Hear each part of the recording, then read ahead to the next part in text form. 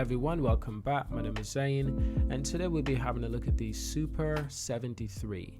So Super73 announced a bunch of new models, including an electric motorcycle and an e-bike for kids. The C1X concept will go into production in late 23.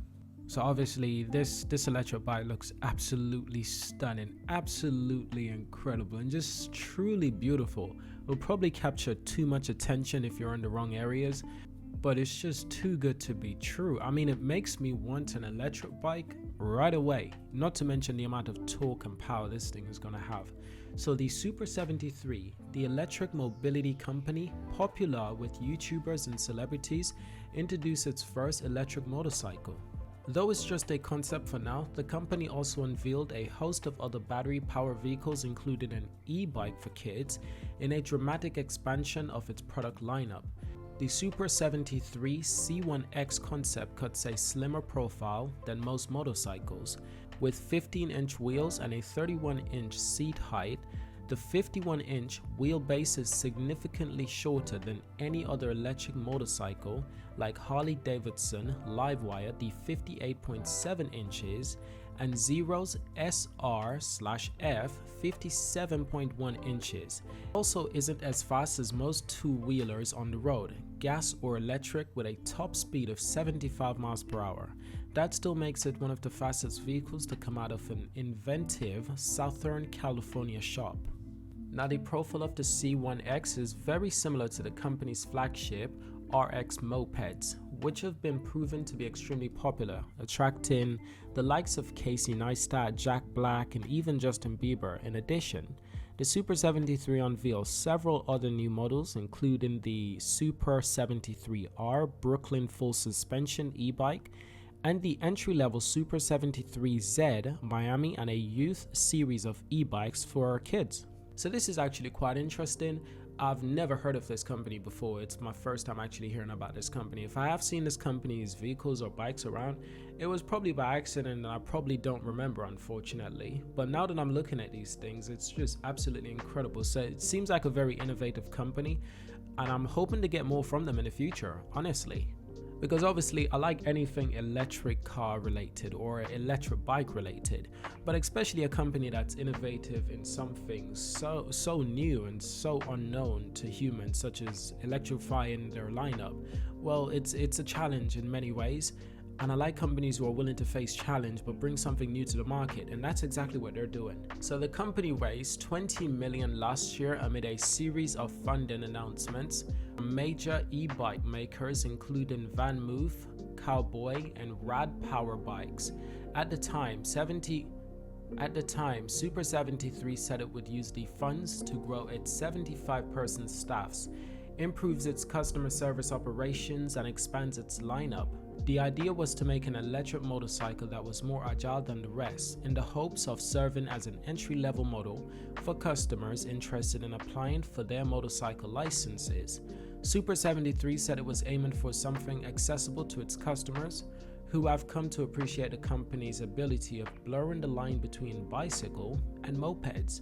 So the C1X concept will have a city range of approximately 100 miles and will feature a fast charging solution that enables its battery to reach a 80% charge in less than an hour.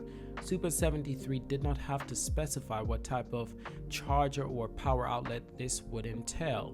Production isn't expected to start until late 2023. But Super73 is now accepting refundable reservation for what else? $73.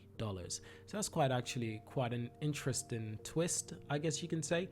So it's actually really good to see. Now, most of the Super73 bikes are already a great starting point for someone looking to get into motorcycling, but the jump from Super73 to even something relatively mild for motorcycle standards such as a Zero SP is still a big change. So Super73 is moving things up the notch. The company announced Tuesday that it found a way to make a transition a little easier.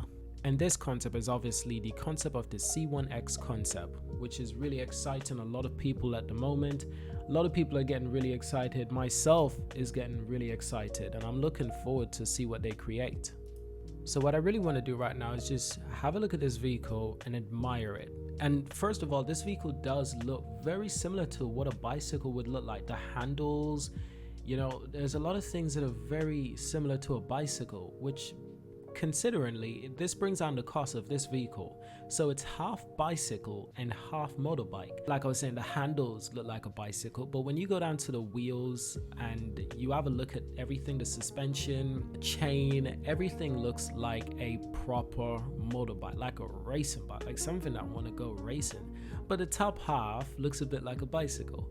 Now, this is not criticism. This is my excitement. I'm genuinely excited to see more of this thing. I'm genuinely excited to see more than just a prototype. I want to see this thing in the flesh. I want to see it for myself. If you look at the front wheel, you'll notice that they're completely blanked. And I'm not sure if anyone will catch on to this, but electric vehicles, especially electric cars, but now motorbikes, it seems, they're going for an aerodynamic, efficient solution to all their problems. So having a wheel that's just a simple cutoff, no vortices getting through either side, this means that the bike is a lot more slipstreaming, a lot more easier to drive through the wind or through the air, which means that it's a lot more efficient on the power, on the mileage. I really like the colors that they've gone with as well. The full white, obviously the shell of the bike is white, but most of it is just black, which is really nice. And they've touched it up with a little bit of reddish pink and some yellow as well, which is a really nice combination. So the black and white goes well together, but with a touch of pink and yellow, that just brings a lot of life. It just brings a lot of emotions. And the front of the bike is something that I've got to say is probably one of the most unique things about the bike. It's not just the body of the bike. Obviously, everything is unique about the bike so far, but the front is very unique. It looks very futuristic. The indicator lights are extremely different. They're just two things sticking out on either side, like a couple of alien ears. You know, it's actually kind of interesting. And the lights, is the full lights as well, they're just shifted to the right side. This vehicle is just like unlike anything I've ever seen before. I can really admire it. And the base of the bike, the body as well, it's very simply cut. Obviously, it's very simply cut, and a lot of things are covered up, which is good. It makes it super sexy, super slipstreaming.